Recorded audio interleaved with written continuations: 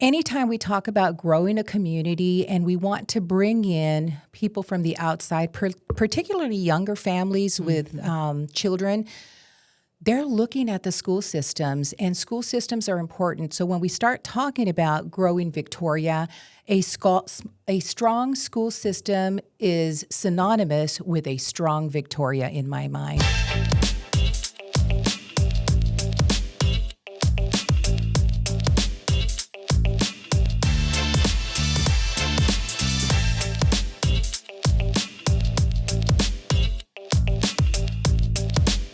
Well, welcome back, everyone, to another episode of Town Talk. And of course, when we're talking about the town, we've got to talk about some pretty important things like education. So who better to have than Miss Sheila Collazo, our new VISD Superintendent. Sheila, it's been long overdue. We wanted to have you on here the moment you got here. So thank you so much for making time out of your busy schedule, because you've got to get out of here in like 30 minutes. Yes. So thank you so much for being here. Thank you for having me, Ashley. Sure.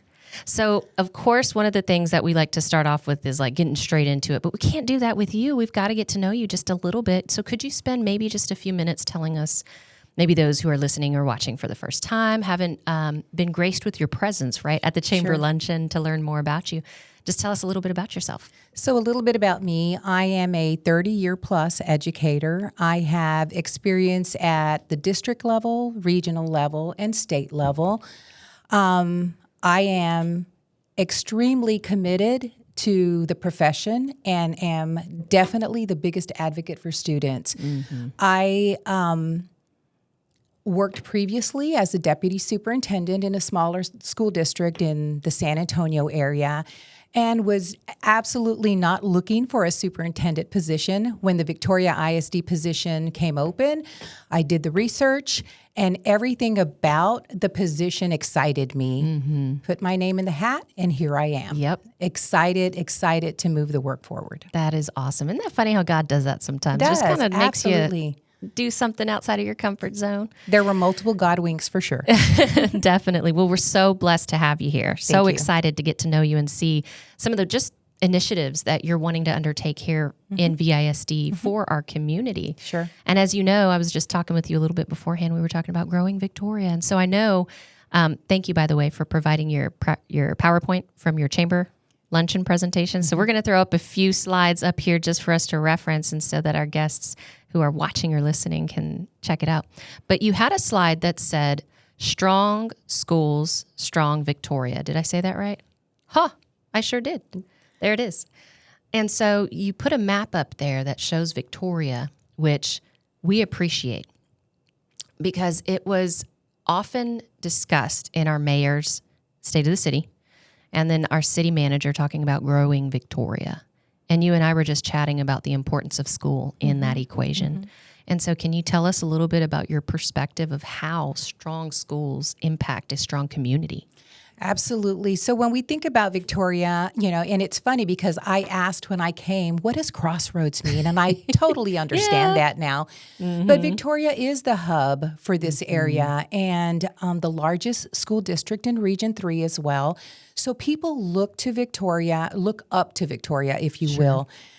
Anytime we talk about growing a community and we want to bring in people from the outside, particularly younger families with children, they're looking at the school systems, and school systems are important. So when we start talking about growing Victoria, a strong school system is synonymous with a strong Victoria in my mind. Yeah. And for us, it's as we start thinking about the expansions in Victoria, the school community and those implications are critical, and tying that work together with the short and long-term planning benefits all of us. Absolutely.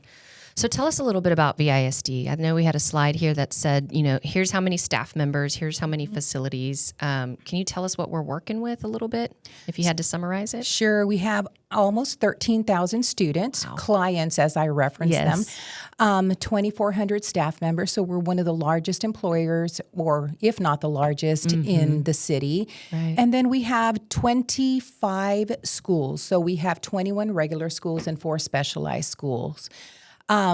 I also talk about Victoria is 126 years old, so there's lots of vision and tradition. As I look at those stats, the impact and the responsibility that comes with that is significant.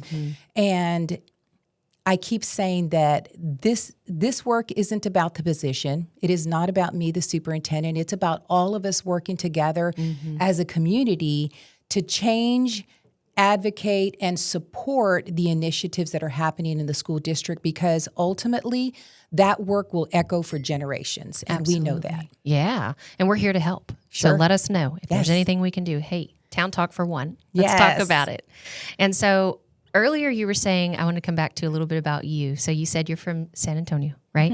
You're coming to Victoria. So what Yes. do you think? What did you think when you came to Victoria? You know, I love Victoria. Yeah. I love Victoria. And part of what I was telling you was I had an hour and a half commute each way to work. Imagine that, literally. It's 6 to 7 minutes now. So the time that I've gained is amazing. Yeah. The footprint, if you will, that I used in the San Antonio area is similar to Victoria. Yeah. And people sometimes wonder about the pace.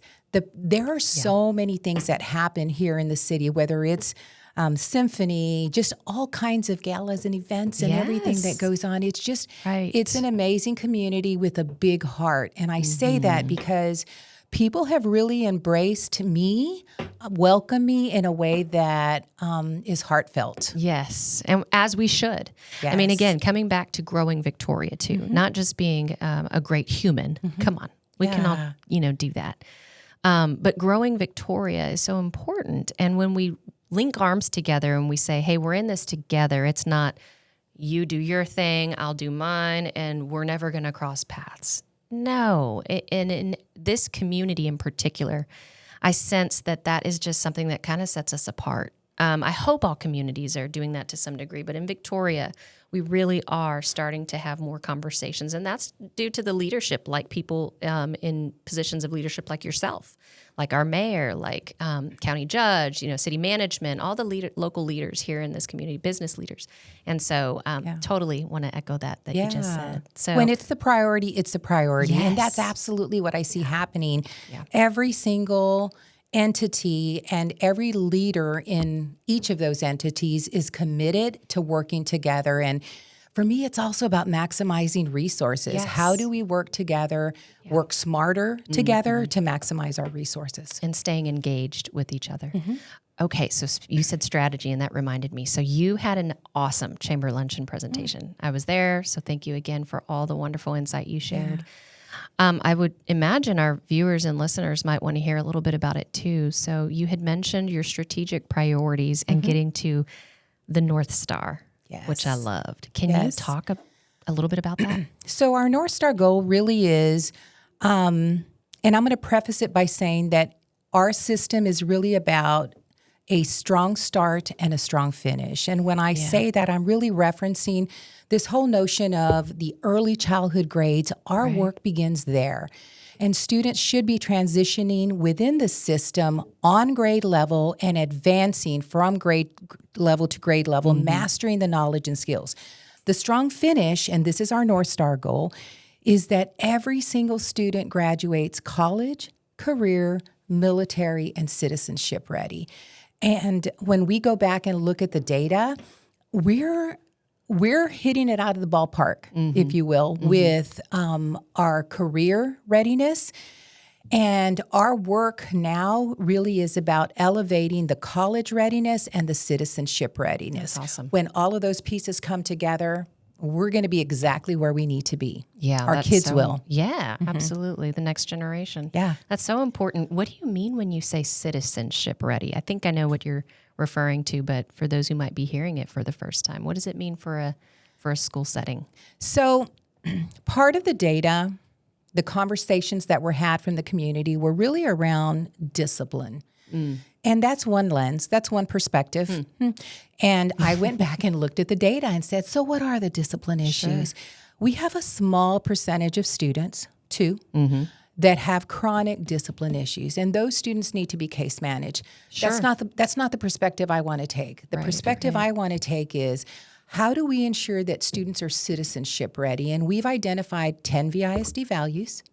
that we're going to be using to move forward, and it's integrity, respect, all of these things that we would expect Sure. of students both in our system and as they exit our system into the workforce.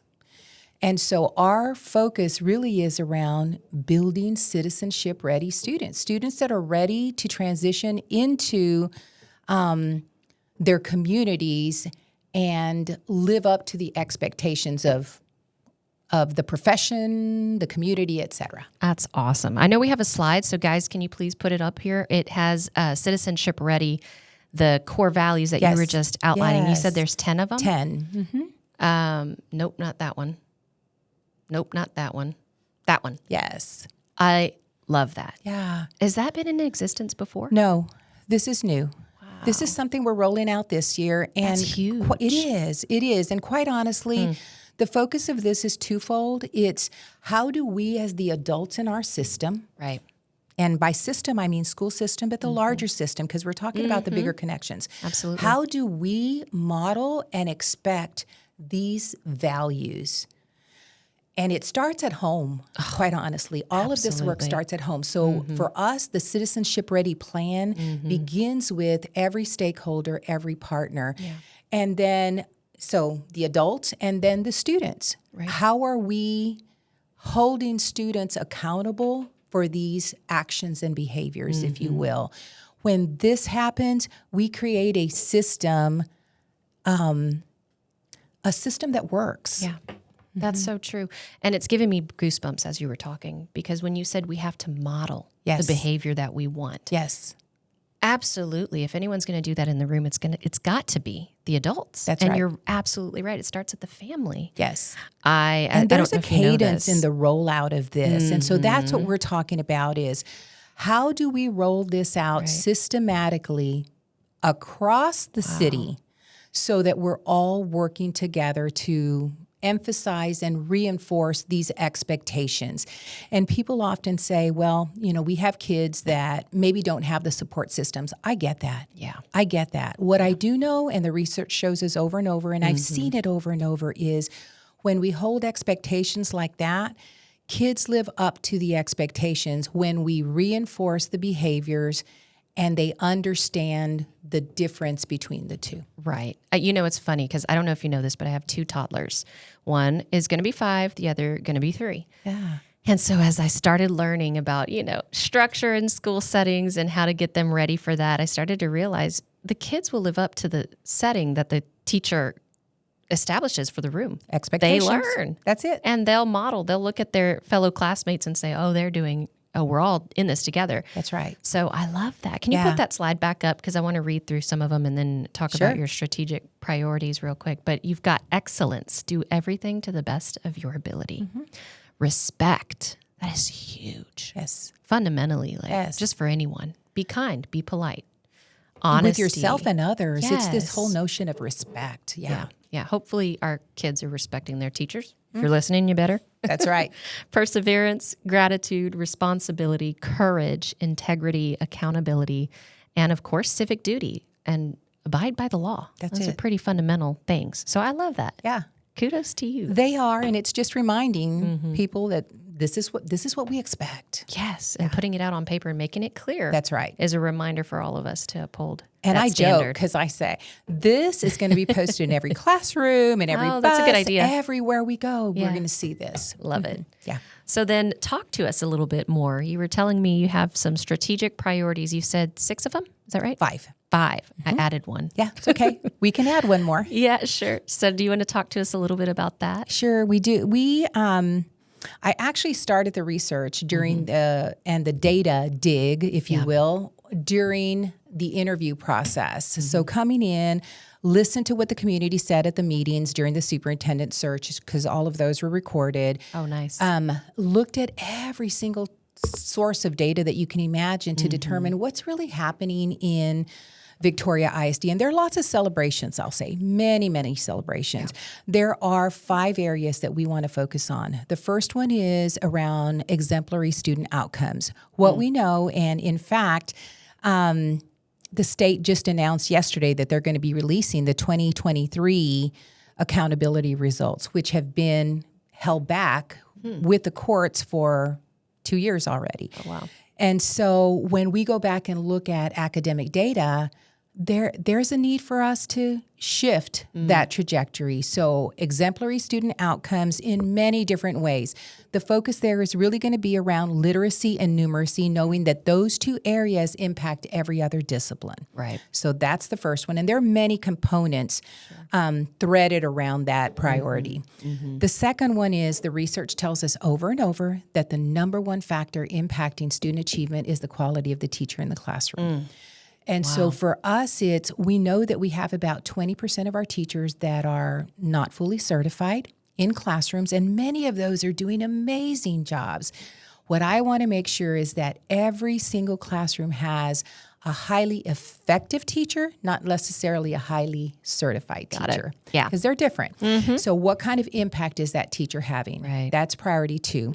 Priority 3 is around safe, secure, and innovative learning environments. So this is everything from safety to digital fluency, everything that goes in between that, and the innovation around technology, CTE programs, and just so much work is happening right now that as we expand that work. The fourth one is authentic partnerships, and we've talked about that as we started this podcast, just to really say, how do we build strong partnerships across the city? And not just partnerships that benefit the district, but partnerships that specifically benefit students, internships, and those kinds of things.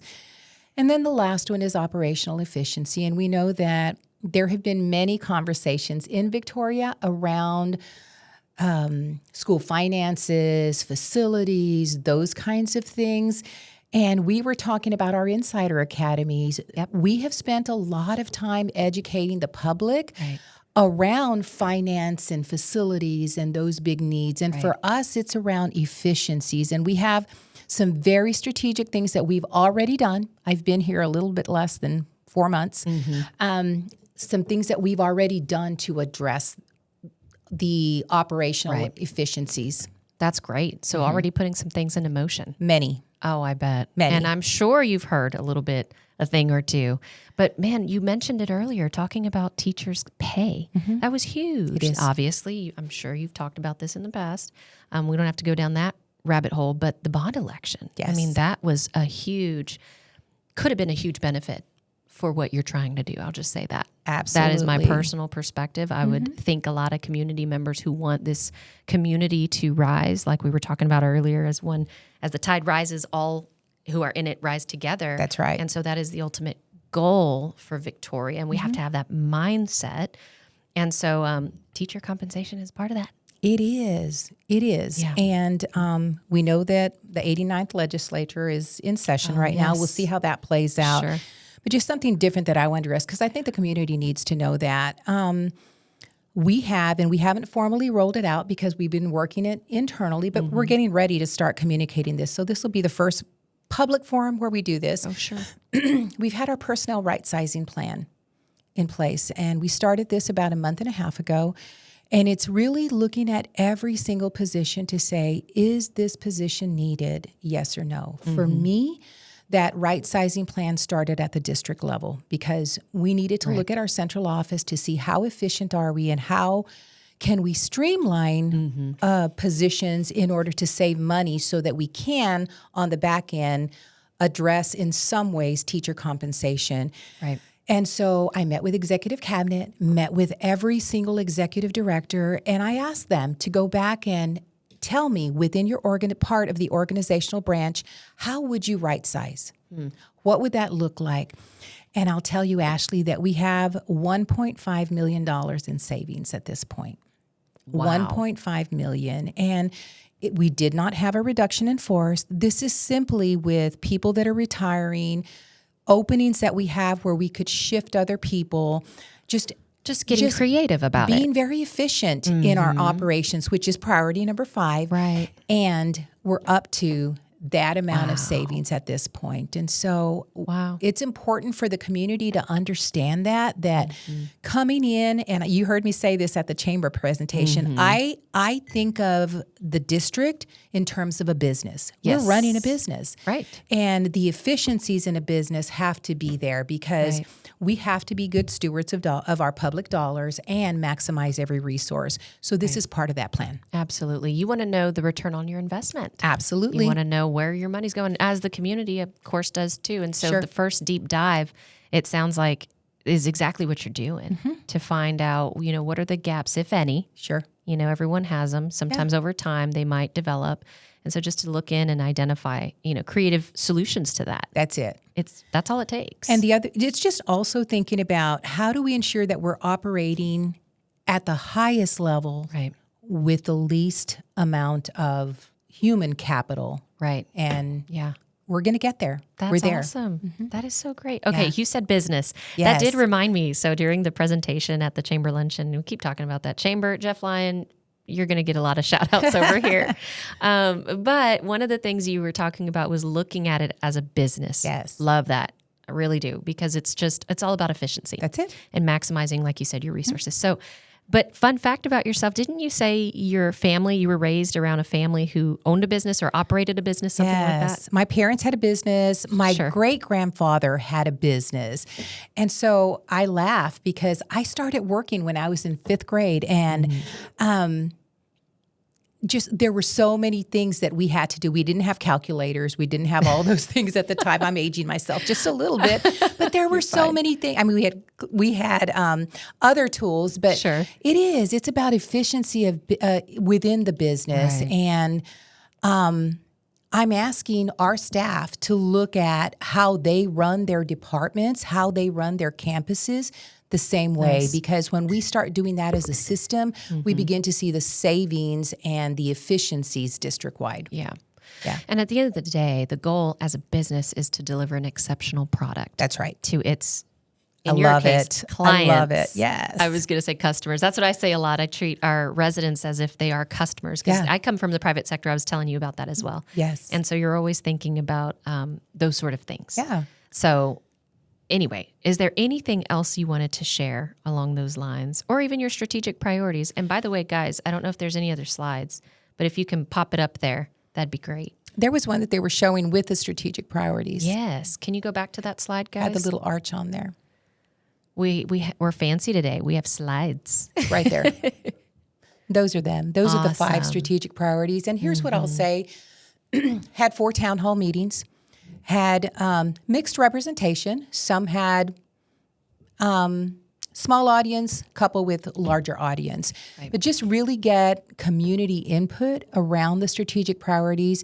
Finished all of that work, and so now we're formalizing the strategic plan. Our next steps for us are the board will then develop the 5 board goals, and we have House Bill 3 goals and other requirements that we have to add into that work. But the work is already unfolding. We have action plans, key performance indicators, progress monitoring measures. Right. There are so many pieces beyond the strategic plan. In order to work that, all those other pieces have to be in place. And so it's a process, not an event. That's for sure. Definitely. Yeah. Well, speaking of events, you've got some fun ones coming up even this morning. So tell us a little bit. What can we expect from VISD this year?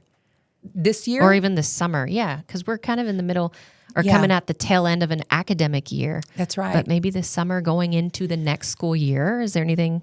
So this summer is going to be very busy for us. Sure. We have already mapped out the entire summer with professional development, academies, those kinds of things. And as I said, literacy and numeracy are going to be the focus areas for teachers primarily. We're also working very closely with Victoria College and UHV right now to build and expand our dual credit courses, our P-Tech Academy, moving it beyond what it's been. There's just so much in the works right now. And summer is big for us because as we saw in the local paper, that's our big launch. I love it. That's our big launch. And it really sets the stage for next year and expectations, capacity building, everything that goes with that. Awesome. So is there anything new we can expect going into the next school year? I don't know, new with events, new with programming, anything There kind are, of coming in the pipeline? yeah. There are a lot of new things that are going to be happening, and I'm going to just the expansion of the college readiness is a big one for us, and not just thinking about that at high school, but really starting with our early grades and emphasizing the need for our students and parents to think about college and the options available for them. One of the things that we are going to do is our current ninth graders coming in will be applying for college in ninth grade. Oh, that's awesome. And we're looking at building school within a school. So once our students get accepted in the fall, we already have planned out what their freshman, sophomore, junior, senior years will be, and building the courses with Victoria College so they can walk away with 30 hours. They can walk away with 60 hours an associate's degree at no cost to families. And what I've heard is, well, from families, we didn't know that was an option. Well, you will know that that's an option because we're going to set it up and roll it out strategically. That is amazing. Okay, I'm going to share something with you. Tell me. So that is huge. You have no idea how impactful that can be because I was one of the students who benefited from this. Wow. Let me tell you how. So my parents did not go to college. So I'm a first generation student. Nice. I know. Gig 'em, whoop. And now we have a family of lineage who's now graduates of Texas A&M. My point is, in high school, had I not had a counselor or a program that actually had resources available that talked about, higher education and friends, luckily I did surround myself with people who talked about, where are you going? Where are you going? So that got me thinking, oh my gosh. And obviously my parents were pushing this too. They knew the benefit of higher education after, school. And so all of those sources combined really, really impacted me to make the decision. And so I just wanted to highlight that because it's so important. And in the end, it gets you citizenship ready. It does. I mean, to have a successful life. I mean, you can do it any way. There's technical, degrees, there's associates, bachelors, no matter what it is, just being more educated beyond high school is so important and it sets you up for success. So I love that. Yes. For us, it's about expanding opportunities beyond the small percentage of students that are earning dual credits right now. Right. It's every student should have the opportunity to do that. Absolutely. Every student. And knowledge is power. Yes. And it's about ensuring that parents and students understand those opportunities going into the school year. 100%. Yeah. Well, it's been so great talking with you. I feel like I could go on and on, but you do have an event. I know, right? Well, you have to come back. You just have to come back. For You sure. got to go do your event and then come back. But is there anything else, if you just had one more thing you would love to share with our community of wonderful Victoria, what would you say? Of wonderful Victoria? Of our wonderful Victoria community. Embrace Victoria.